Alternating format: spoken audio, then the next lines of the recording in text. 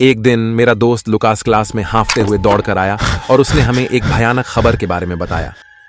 उसने हमें बताया कि कुछ दिन पहले पड़ोस के एक आदमी ने पुलिस को फोन किया, लेकिन उसके बाद उसने कोई जवाब नहीं दिया। और जब पुलिस उसके घर गई तो बाथरूम में उसकी लाश मिली। उसका सर गायब था और उसके हाथ में एक सेल फोन था। मैं चौंक कर बोला, यदि यह सच है तो यह बहुत डरावना है। उसके बाद उसने बताया कि सबसे डरावनी बात यह है कि पुलिस उसका सिर नहीं ढूंढ पाई, लेकिन उसी रात एक आदमी ने एक अजीब तरह तरह के कपड़े पहने हुए किसी आदमी को त्रिशूल लिए दौड़ते हुए देखा, जिस पर कुछ गोल चीज टिकी हुई थी। पहले तो उसे लगा कि यह कद्दू या ऐसा ही कुछ है, लेकिन अब उसे लगता है कि वह एक इंसान का सिर था। यह बहुत डरावना है। मैंने आज तक इतनी डरावनी कहानी नहीं सुनी। आखिर इस धरती पर ऐसा कौन करेगा? मैंने उससे पूछा।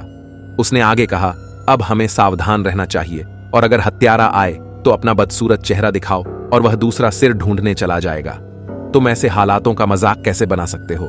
यह कोई मजाक नहीं है, मैंने कहा। हम सब आपस में मजाक कर रहे थे, लेकिन हम अंदर से डरे हुए थे।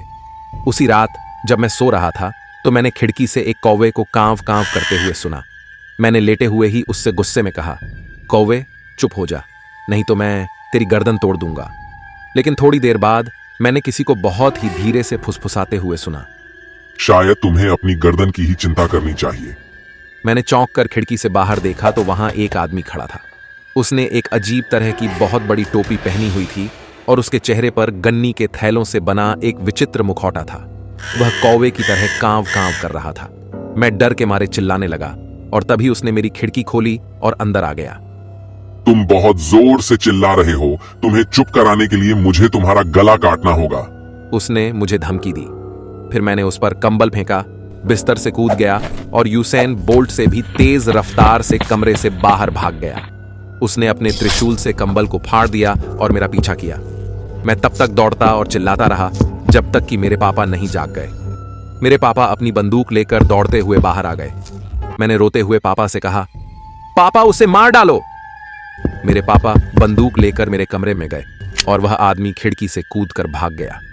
अगले दिन जैसे ही मैंने स्कूल की छुट्टी हुई, मैं सीधे लुकास के पास गया और उसका कॉलर पकड़ लिया और कहा, कल रात तुम ही थे ना?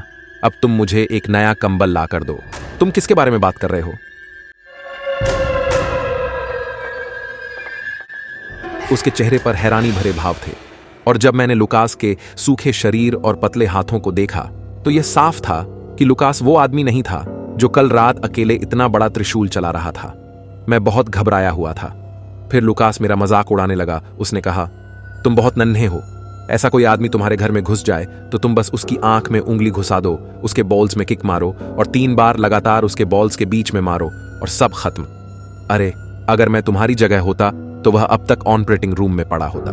लुकास अपनी ही धुन में पूरे जोश के साथ हवा में मुक्के मार रहा था और मैं कुछ भी नहीं बोल पाया। इस घटना के कुछ दिनों बाद एक दिन लुकास स्कूल नहीं आया। फिर मुझे अपने टीचर्स से कुछ चौंकाने वाली बात सुनाई दी और वो बात ये थी कि किसी ने कल रात लुकास की हत्या कर दी। उसकी लाश का सिर गायब था और उसकी मुट्ठियों में भाले से छेद हो रहे थे। उसका सिर कहीं नहीं मिला। इसके बाद पूरे मोहल्ले में दहशत फैल गई और पूरा पुलिस बल दिन रात पहरा देता रहा। उसके बाद एक दिन एक पुलिस अधिकारी की सरकटी लाश उसकी कार में मिली। उसके हाथ में हथकड़ी लगी हुई थी, लेकिन इस बार कार के डैश कैम में एक वीडियो मिला था। हालांकि अपराधी वीडियो में दिखाई नहीं दे रहा था, बस 2 लोगों के लड़ने की आवाज सुनाई दे रही थी। उसके बाद वीडियो में पुलिस अधिकारी दिखाई दिया। फिर उसने ने कहा, तुम मुझे जाने दो, मैं किसी को नहीं बताऊंगा कि मैंने तुम्हें देखा है। फिर उसने कहा कि अगर तुम मेरा सिर काटने वाले हो तो एक झटके में ही काट दो ताकि ज्यादा दर्द ना हो। उसके बाद एक सुस्त आवाज और चीख सुनाई दी और उसके बाद वो अपराधी उस पुलिस अधिकारी का सिर अपने त्रिशूल पर लेकर खुशी से दौड़ रहा था। पुलिस ने उस अपराधी को पकड़ने की पूरी कोशिश की, लेकिन कोई फायदा नहीं हुआ। हालांकि कई तरह की अफवाहें फैल रही थीं। कुछ लोगों ने कहा कि उन्होंने अपराधी का चेहरा देखा है, वहीं कुछ ने कहा कि वे जानते हैं कि अपराधी कौन है और कुछ ने तो यह भी कहा कि वे खुद अपराधी हैं, लेकिन वो सब झूठ था। पुलिस अधिकारी की मौत के बाद हत्यारे का फिर कभी पता नहीं चला।